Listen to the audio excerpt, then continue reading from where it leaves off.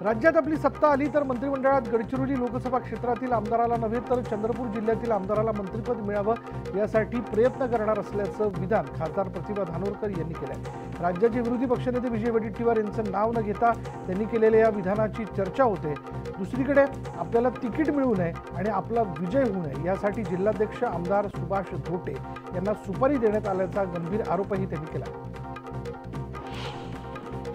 राष्ट्रवादी काँग्रेस अजित पवार गटाच्या राज्यसभेच्या अधिकृत उमेदवाराची घोषणा आज होणार आहे। राज्यसभेचा उमेदवारी अर्ज भरण्याची आज शेवटची तारीख आहे। सुनेत्रा पवार, पार्थ पवार, छगन भुजबळ, बाबा सिद्दीकी यांची नावं चर्चेत आहेत।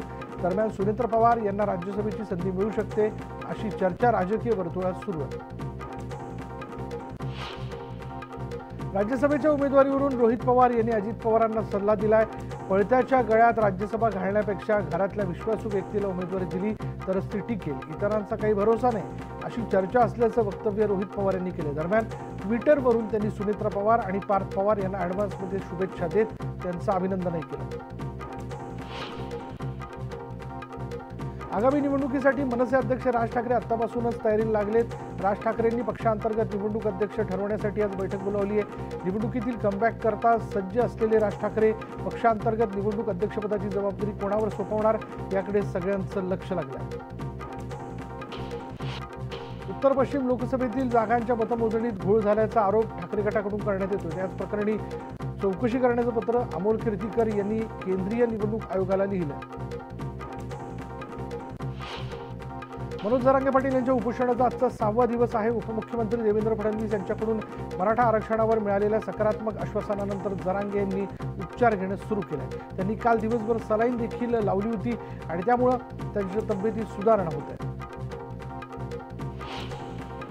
ओबीसीचे नेते लक्ष्मण हाके हे अंतर्वालीत उपोषण करण्यासाठी जात असताना त्यांना बार्शी पोलिसांनी ताब्यात घेतलं। त्यांना नोटीस पाठवून पोलिसांनी सोडून दिलं। मात्र आज होणाऱ्या अंबडमधील बैठकीला लक्ष्मण हाके उपस्थित राहणार आहेत। धाराशिव जिल्ह्यातील शिंदे गटातील शिवसेनेच्या कार्यकर्त्यांनी मनोज जरांगेंची भेट घेतली आहे। शिवसेनेच्या शिष्टमंडळाने भेट देत मनोज जरांगे यांना पाठिंब्याचं पत्र दिलंय आणि धाराशिवचे पालकमंत्री डॉक्टर तानाजी सावंत यांचे पुतणे धनंजय सावंत यांच्या नेतृत्वात शिवसेनेच्या शिष्टमंडळाने ही भेट घेतली। आषाढीसाठी शेगावच्या वारीचं प्रस्थान झालं असून ती श्री संत गजानन महाराजांची पालखी पंढरपूरकडे रवाना झाली आहे। वारीत 700 वारकऱ्यांचा सहभाग आहे। 33 दिवसांचा पायी प्रवास करत वारकरी पंढरी गाठणार असून आषाढी वारीसाठी संस्थांकडून जय्यत तयारी करण्यात आली। पुण्यात अंमली पदार्थ तस्करी प्रकरणात वादग्रस्त ठरलेले ससून रुग्णालयाचे अधिष्ठाता डॉक्टर संजू ठाकूर यांना पदमुक्त केल्यानंतर अखेर त्यांची वर्णी सोलापूरच्या डॉक्टर वंशम पायन स्मृती शासकीय वैद्यकीय महाविद्यालयाच्या अधिष्ठातापदी लावण्यात आली। हा डॉक्टर ठाकूर हे सोलापुरात यावर्षी 4 वर्ष अधिष्ठाता पदावर कार्यरत असताना काही प्रकरणांमध्ये वादग्रस्त ठरले होते। रत्नागिरी जिल्ह्यातील दापोली मंडणगड तालुक्यात पावसाला सुरुवात झाली। पावसाने बळीराजा सुखावला असून जिल्ह्यातील पाणी टंचाईची समस्या दूर झाली आहे। शेतकरी आपल्या शेतीच्या मशागतीला लागले। मान्सून कोकणात दाखल झाल्यानंतर तळकोकणात शेतीच्या कामांना सुरुवात झाली आहे। कोकणात जास्तीत जास्त प्रमाणात भातशेती केली जाते आणि तेही वर्षातून एकदाच पीक घेतलं जातं। बहुतांश भागात आता वेळेअभावी अत्याधुनिक यंत्रणा राबवून शेती केली जाते, परंतु आजही काही ठिकाणी पारंपरिक पद्धतीने शेती करतानाचं चित्र पाहायला मिळतं।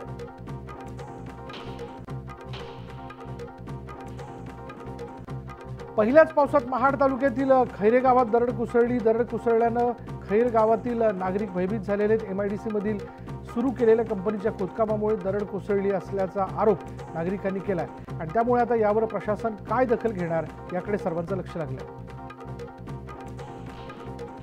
हवामान विभागाच्या अंदाजानुसार मान्सूनचं आगमन अगोदर झाल्यानं खेडमधील शेतकऱ्यांनी मृग नक्षत्राच्या मुहूर्तावर भात पेरणीला सुरुवात केली आणि त्यासह बांधावर अंतर्गत पीक म्हणून पपईची हजारो झाडंही लावण्यात आली। त्याचसह विविध भाज्यांचीही लागवड करण्यात येते। नवी मुंबईतील APMC बाजारात लसणाच्या गाड्यांची आवक घटली आहे। पावसाचा परिणाम लसणाच्या उत्पादनावरती झाल्यानं आवक मंदावली आणि त्याचा थेट परिणाम लसणाच्या किमतीवर पडलाय। 180 रुपये किलोला मिळणारा लसूण आता 300 रुपयांवरती गेलाय आणि त्यामुळे सामान्यांच्या खिशाला कात्री बसणार आहे। पश्चिम नागपुरात चिकनगुनियाचे 10 रुग्ण आढळलेत. भूपेशनगर, बर्डेनगर, पटेलनगर, सुदामनगर परिसरात चिकनगुनियाचा उद्रेक झाला आहे. मनपाच्या 13 पथकांकडून सर्वेक्षण करून परिसरात मेडिकल कॅम्प देखील लावण्यात आले. नवी मुंबईमधील सानपाडा इथे सर्व्हिस रस्त्याचं काम मागील 2 महिन्यांपासून खोदून ठेवण्यात आलेलं आहे. इथे काम चालू आहे असा फलक लावण्यात आला होता, मात्र तिथले काम बंदच असल्यानं शेतकऱ्यांनी संताप व्यक्त केला. या रस्त्यावरील खड्ड्यात पडून अपघात होण्याची शक्यता आहे. मुंबईमध्ये तुरळक पावसानं हजेरी लावली आहे, मात्र काही भागांमध्ये अजूनही पाऊस न पडल्यानं शहरातील तापमानाचा पारा वाढलाय. आर्द्रतेमुळे मुंबईकर हैराण झालेत.